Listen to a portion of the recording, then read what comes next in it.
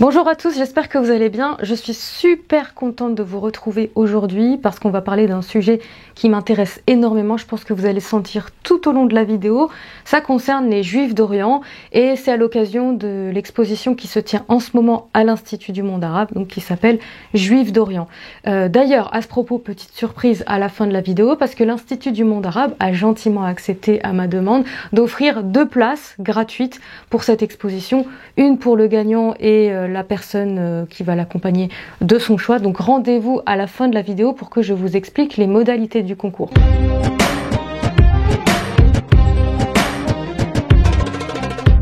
Alors vraiment, avant de commencer, je voulais expliquer quelque chose. L'écart qu'on commet souvent quand on parle des Juifs du Moyen-Orient et de l'Afrique du Nord, c'est d'insister sur la tragédie Israël-Palestine. C'est sûr que c'est la première chose à laquelle on pense, c'est sûr qu'aujourd'hui, de fait, le contexte fait qu'il y a une espèce de malentendu entre les Juifs et les Arabes ou les Juifs et les musulmans, mais la force de cette exposition, et je sais que c'était la volonté des organisateurs, c'était de montrer tout l'héritage des Juifs, des communautés juives dans ces régions-là et de sauvegarder le patrimoine et de le faire connaître à un maximum de personnes. Donc c'est vraiment sur ça que je veux insister pour vous faire découvrir le sujet. Évidemment, on va pas faire l'impasse là-dessus parce que ça fait partie de l'histoire et l'évolution est ce qu'elle est aujourd'hui, mais on va pas politiser le sujet. Moi, ce que je veux vraiment, c'est que vous appreniez des choses un peu méconnues et que vous voyez à quel point c'est une communauté qui était parfaitement intégrée et qui a accompli des choses très florissantes dans le monde arabe et dans le monde musulman. Ceci étant dit, on peut maintenant commencer. Alors, je suis sûre que la plupart d'entre vous connaissez déjà les principaux groupes juifs dans le monde. Donc vous avez les juifs ashkénazes, qui sont les juifs d'Europe de l'Est, et les juifs séfarades, qui sont les juifs d'Afrique du Nord. Les juifs séfarades, ce sont ceux qui ont été expulsés au moment de la Reconquista en Espagne. Donc ils ont été expulsés au moment de la chute du califat d'Al-Andalus et ils se sont réfugiés en Afrique du Nord, Maroc, Algérie, Tunisie actuelle. À l'époque, ça s'appelait pas comme ça, mais voilà.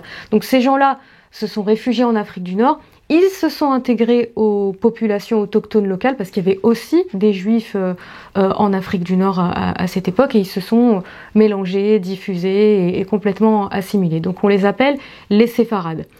Aujourd'hui encore, la population, la communauté juive la plus importante, elle se trouve au Maroc. Ils sont à peu près 2000, si je dis pas de bêtises.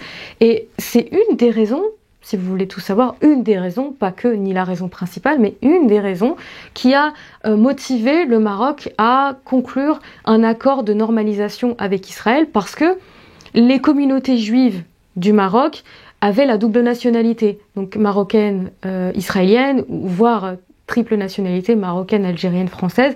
Donc ils faisaient des allers-retours, ils venaient pas avec leur passeport israélien, bien sûr, mais cet accord de normalisation a permis, entre autres, de régulariser, si vous voulez, cette situation qui existait depuis un moment déjà et que tout le monde connaissait, mais personne ne disait rien parce que ces juifs-là sont autant marocains qu'ils sont français, qu'ils sont algériens. Je crois que je viens de dire algérien, lapsus. Je voulais dire ils sont autant marocains qu'ils sont israéliens, qu'ils sont français. Voilà. Puisqu'on parle d'algérien, je pense qu'en fait mon cerveau a fait une anticipation sur la chose que je voulais aborder juste après. C'est donc les Juifs d'Algérie. Alors eux, c'est un peu plus compliqué, c'est beaucoup plus tumultueux parce qu'il y a eu quand même une guerre d'indépendance pour la libération de l'Algérie et il y a eu le décret Crémieux qui a constitué une déchirure particulière puisque l'État français a accordé la nationalité française aux Juifs d'Algérie, aux autochtones juifs, ce qui a créé une différence aux indigènes musulmans, entre les indigènes musulmans et les indigènes juifs. Donc du coup là, il y a eu une séparation, il y a un fossé qui s'est créé. Et c'est pour ça qu'aujourd'hui encore, vous allez trouver, si vous voulez, 2 types d'Algériens juifs ou de juifs d'origine algérienne. Vous aurez ceux qui, on le sent, ont encore beaucoup d'amertume vis-à-vis de l'Algérie ou alors ne se sentent pas du tout algériens. Je pense par exemple à Éric Zemmour, évidemment. Et vous en avez d'autres comme Roger Hanin, l'acteur, qui, lorsqu'il est décédé, a tenu à se faire enterrer en Algérie, là où son père a aussi été enterré d'ailleurs, et il a été enterré avec les honneurs de l'État algérien, vous voyez. Vous avez aussi l'historien Benjamin Stora, qui est d'ailleurs le commissaire général de l'exposition dont on parle maintenant, et qui se rend régulièrement en Algérie. Je crois qu'il est né à Constantine d'ailleurs, donc il y a une relation très apaisée avec l'Algérie, avec ses origines ou les origines de sa famille. Vous avez aussi le chanteur Enrico Macias. Alors lui, par contre, c'est plutôt ceux qui ont beaucoup d'émotions en parlant de l'Algérie et qui ne sont pas retournés en Algérie depuis, ils n'y ont pas remis les pieds. Et il a une chanson dans laquelle il dit « J'ai quitté mon pays, j'ai quitté ma maison ». Donc tout ça, ça s'est fait dans la déchirure, quand tout le monde est parti, tous les pieds noirs, comme on les appelle, ont quitté l'Algérie précipitamment pour se rendre en France. En Algérie, pendant la période de l'Algérie française, justement, vous aviez toute une génération de chanteurs juifs, de la communauté juive, qui avaient beaucoup de succès et qui ont introduit une nouvelle forme dans la manière de chanter, dans la manière de parler. Alors le dialecte algérien est beaucoup imprégné de mots en français, ça c'est une certitude, mais ces chanteurs-là avaient des couplets où il y avait une phrase en français, une phrase en arabe, et ils étaient très connus pour ça. Vous savez par exemple le chanteur Lili Boniche. Pour la petite anecdote, si vous avez regardé OSS 117, le film, il y a une scène qui est culte, qui me fait mourir de rire, dans laquelle on a Jean Dujardin, donc OSS 117, qui est en Égypte, qui est sous couverture, donc il doit se faire passer pour un chanteur, et il chante cette chanson de Lili Boniche, sauf que ceux qui ne le savent pas, ils voient juste un mec qui chante en arabe, si vous voulez, sauf que c'est pas du tout du dialecte égyptien, c'est du dialecte algérien. Lui, en l'occurrence, la chanson qu'il chante, c'est Bambino. Je vais pas pouvoir vous la diffuser pour des raisons de droit d'auteur, sinon je vais me faire striker par YouTube, mais ils ont dit que c'était un hommage à Dalida, qui elle-même a des origines égyptiennes. En l'occurrence, cette chanson-là, c'est une chanson de Lili Boniche. Voilà, sachez-le, c'est vraiment très drôle. Si vous voulez voir la scène, je vous mettrai le lien en barre d'infos. Il y a autre chose concernant l'Algérie qui est intéressant à raconter, mais là, ça nous ramène beaucoup plus en arrière dans l'histoire. J'adore l'Antiquité. J'adore l'Antiquité. Pour ceux qui me connaissent et qui me suivent sur Twitter, abonnez-vous d'ailleurs. Je suis une dingue de l'Empire romain, donc ça c'est quelque chose dont j'aime parler, l'Antiquité, l'Antiquité tardive, le Moyen-Âge. Et donc au moment où les arabo-musulmans sont venus envahir le Maghreb, donc autour du 7e siècle, il y a une chef de tribu qu'on appelle la Kaïna, qui a résisté contre l'envahisseur, et on ne sait pas vraiment de quelle religion elle était, est-ce qu'elle était païenne, est-ce qu'elle était chrétienne, mais il y en a qui disent qu'elle était juive, les historiens n'ont pas vraiment de consensus là-dessus, probablement qu'elle ne l'était pas, mais il se trouve que Kaïna, ça veut dire la prêtresse, la magicienne ou la sorcière en arabe, mais c'est aussi de l'hébreu, le nom de famille Cohen, figurez-vous, que ça vient de l'arabe aussi, enfin c'est deux langues sémitiques, donc c'est la même racine, Cohen, Caïn ou Kaïna, ça veut dire prêtre. Donc il est possible qu'effectivement elle était surnommée comme ça parce qu'elle était elle-même juive. Pour terminer avec le Maghreb, parlons de la Tunisie du coup, on va dans l'ordre géographique si vous voulez. La Tunisie, à Djerba notamment, il y a une communauté juive très très importante avec une synagogue, la synagogue de la Riba, et chaque année il y a un pèlerinage qui a lieu et les juifs s'y rendent par plusieurs milliers. Malheureusement, même s'il y a encore des juifs là-bas, il y a eu un attentat il y a quelques années, en 2002 si je me trompe pas, donc ça fait partie d'une tendance assez générale où les juifs ont déserté les pays du Moyen-Orient et de l'Afrique du Nord parce qu'ils se sentaient pas en sécurité. Autre spécificité des juifs de Tunisie, c'est leur dialecte. Alors on retrouve ça dans les autres pays d'Afrique du Nord, mais leur manière de prononcer certains mots est très caractéristique. Je vous donne un exemple. Alors Cyril Hanouna, vous le connaissez, juif d'origine tunisienne, très fier d'ailleurs de ses origines, sa façon de dire meskin, qui veut dire le pauvre en arabe, il dit meshkin. Mais pourquoi ? Ça c'est typique de l'hébreu en fait, c'est typique des juifs, c'est changer le S en ch, si vous voulez, le son se en son ch. Exemple, sana en arabe ça veut dire année. Shana, ça veut dire année en hébreu. Donc c'est pour ça qu'il y a des parentés entre les deux langues et ça se reflète notamment dans la manière de dire meshkin. Avant d'oublier, vous allez trouver au cours de l'exposition pas mal de mains de Fatma. Les mains de Fatma, je pense que vous savez ce que c'est, ça fait référence à la fille du prophète. C'est un symbole qui a été assimilé à la culture musulmane, même si à l'origine ça ne l'est pas, parce que tout simplement c'est un symbole juif.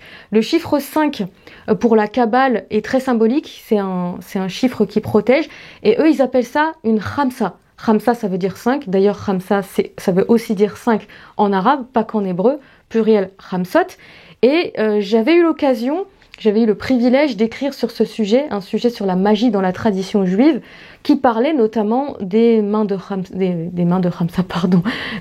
Fatma, enfin Khamsot, qui étaient exposées, qui servaient d'amulettes de protection et de porte-chance pour protéger contre le mauvais œil. On passe à l'Égypte maintenant, c'est aussi un excellent exemple de ce que la communauté juive locale a pu produire de plus intéressant.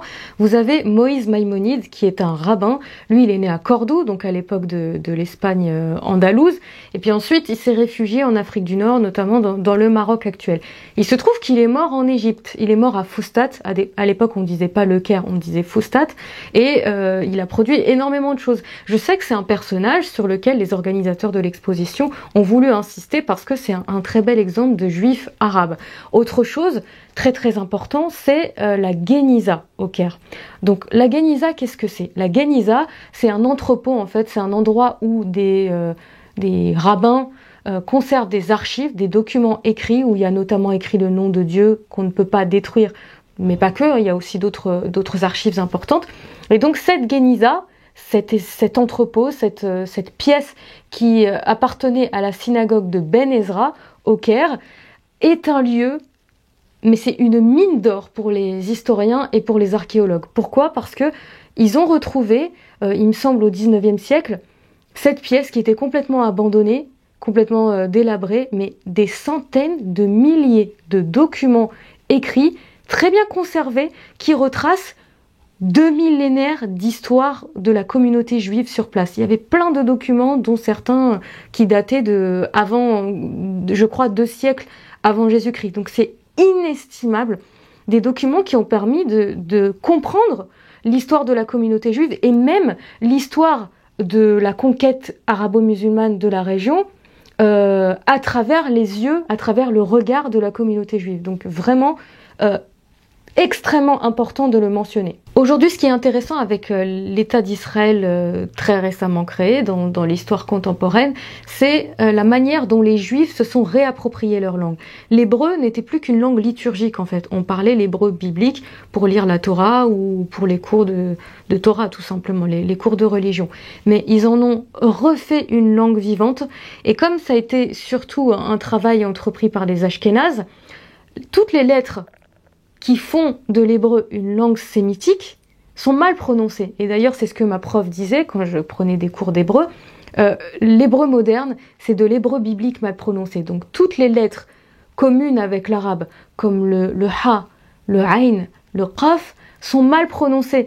Donc c'est pour ça, par exemple, que vous allez avoir des hommes politiques israéliens qui, au lieu de dire Hamas, pour le Hamas, vont dire Hamas, parce qu'ils n'arrivent pas à dire ha, ils disent ha. C'est très intéressant à souligner et aujourd'hui encore dans la communauté des Juifs d'Israël, vous allez voir une différence dans la manière de parler l'hébreu entre les séfarades qui eux arrivent à prononcer ces lettres-là et les ashkénazes, mais aussi les Palestiniens de Jérusalem qui parlent forcément l'hébreu, ils le prononcent à la manière sémitique, et aussi les Arabes israéliens qui eux ont la nationalité israélienne, et il y a une petite différence qui s'entend dans la manière de parler. Ça me fait penser que j'avais vu l'entretien d'un linguiste spécialisé dans les langues sémitiques justement qui disait que la communauté aujourd'hui où on trouve l'hébreu le mieux parlé et le plus proche de l'hébreu biblique, c'est les Juifs yéménites. Aujourd'hui, apparemment, il y en a encore une 50aine qui ont préféré rester dans le pays.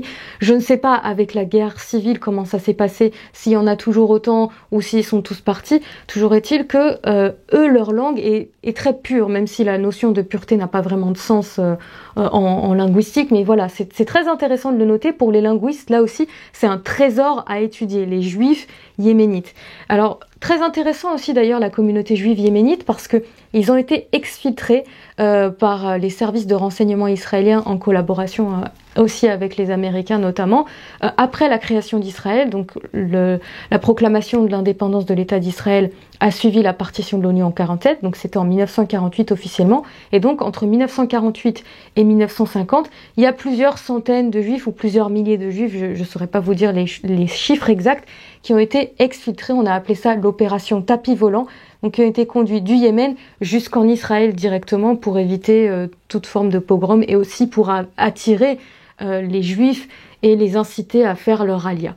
Vous avez aujourd'hui encore un groupe israélien qu'on appelle Awa, c'est 3 sœurs d'origine yéménite qui chantent en arabe et qui parlent super bien l'arabe et qui sont fiers de leurs racines yéménites. Je vous invite à les écouter, c'est vraiment très intéressant, ça montre encore toutes ces communautés arabes juives qui se sont installées en Israël et qui sont fiers de leurs origines. Je vais terminer en vous parlant de la communauté juive d'Irak parce que, à mon sens, c'est ceux qui ont eu le sort ou parmi ceux qui ont eu le sort le plus tragique.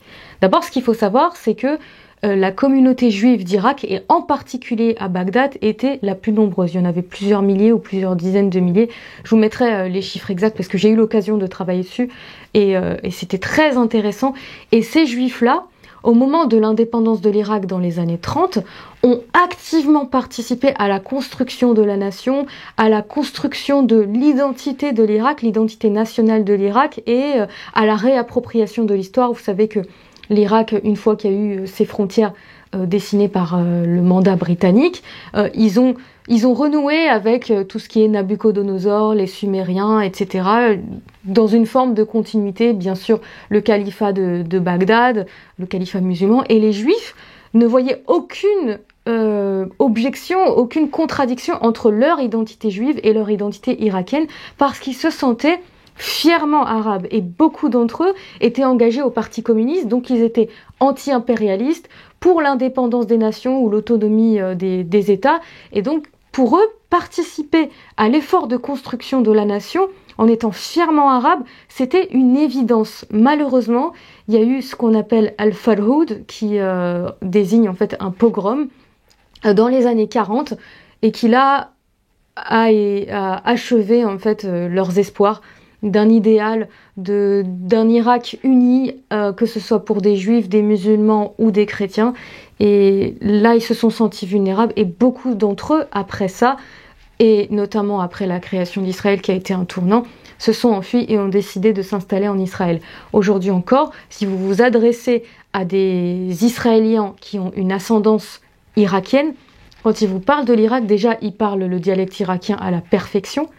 Et ils en parlent avec les larmes aux yeux. Vous le verrez d'ailleurs au cours de l'exposition, il y a des photos qui sont projetées de plusieurs familles dont le patronyme est connu, des familles juives, et on voit comment ils ont passé leur enfance, ils se sont mariés, ils ont été à l'école, ils organisaient des bar mitzvahs, des fêtes traditionnelles.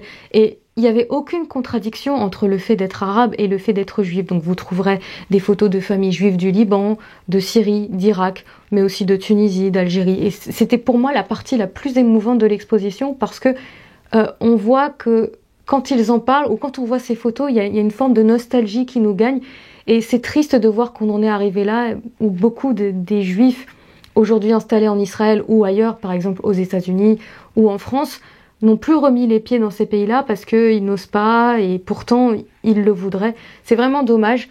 Donc c'est personnellement ce qui m'a marqué dans cette exposition, au-delà des pièces somptueuses et des documents qui sont exposés dans les galeries de l'Institut du monde arabe. Voilà, j'espère que cette vidéo vous aura plu. Maintenant, passons au concours. J'organise le concours sur Twitter, je vais publier un tweet. Il faudra pour ça être abonné à mon compte, être abonné au compte de l'Institut du monde arabe, retweeter.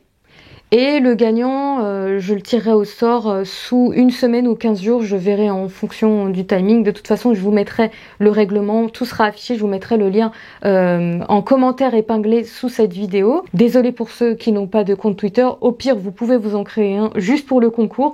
Et bonne chance à tous. Voilà, j'en termine avec cette vidéo. Je sais pas combien de temps elle va durer en fin de compte. J'espère que j'aurai pas été trop longue, mais c'est vraiment un sujet que je trouve hyper intéressant et j'espère que ça vous intéressera tout autant. Allez, à bientôt, bonnes fêtes, bonnes vacances et je vous dis à très vite. Bye.